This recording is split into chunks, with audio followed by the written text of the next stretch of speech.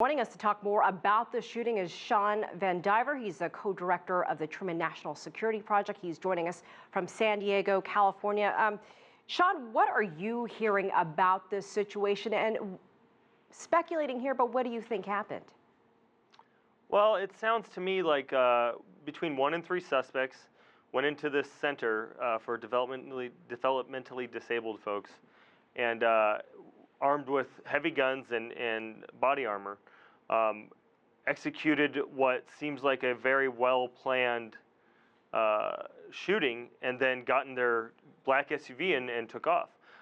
Now, it's important to remember that many of these reports, many initial reports are often wrong.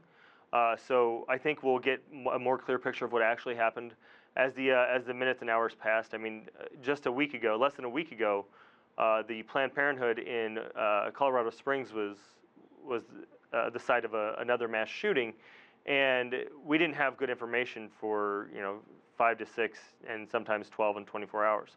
So I think that speculation aside, we'll have solid facts by tomorrow or the next day. What is happening right now behind the scenes with authorities? You mentioned this is still an active situation. We know that the suspect or suspects are still on the run. How are law enforcement trying to contain the situation, and how are they trying to figure out what happened? Again, we don't want to say that this was anything more than just people being hurt. This is not a terror situation as far as we know right now, but what's happening behind the scenes? Sure. Priority number 1 is going to be life safety and locating these suspects. So they're using all assets at their disposal to track down these suspects and to make sure that anyone who is the victim in the center there in San Bernardino is being treated and they're at the hospital and hopefully being taken care of. It sounds like the last reports were 3 lives have been lost and more than 20 injured. Hopefully the loss of life doesn't go up anymore, but the number 1 priority is finding these suspects. And so the police are working on that as we speak. Shawn, we've brought you in to discuss various shootings, mass shootings that have happened in the United States in recent months, and lawmakers and politicians recently have voiced concerns about terror attacks by ISIL on U.S. soil. But is there a way to get a handle on the violence that is already taking place in this country? Isn't that a security concern as well? Absolutely.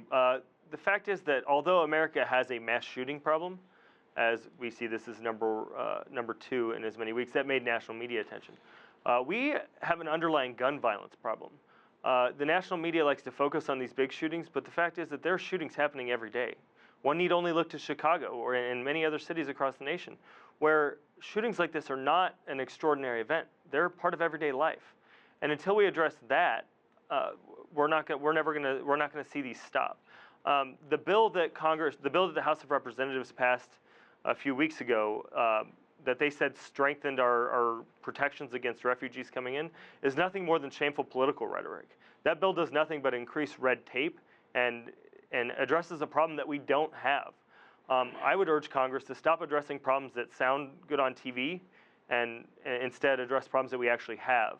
The fact is that of the 2,500 Syrian refugees that have been admitted to the United States since 2011, exactly 0 have been indicted or convicted of terrorism charges.